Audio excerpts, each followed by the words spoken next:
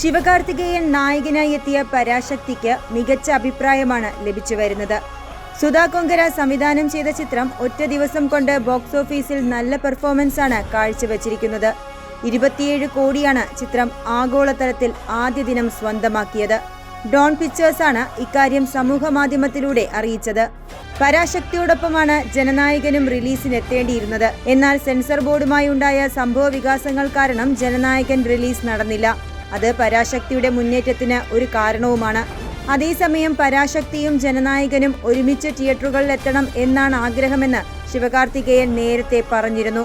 ഹിന്ദി ഭാഷ അടിച്ചേൽപ്പിക്കുന്നതിനെതിരെ തമിഴ്നാട്ടിൽ നടന്ന പ്രതിഷേധത്തിന്റെ പശ്ചാത്തലത്തിലുള്ളതാണ് പരാശക്തി. 1960കളിലെ മദ്രാസിൽ നടക്കുന്ന കഥയാണിത്. സിനിമയിൽ പ്രതിനായകനായി രവി മോഹനും എത്തുന്നുണ്ട്. മലയാളി താരം ബേസിൽ ജോസഫും പരാശക്തിയിൽ അഭിനയിക്കുന്നുണ്ട്.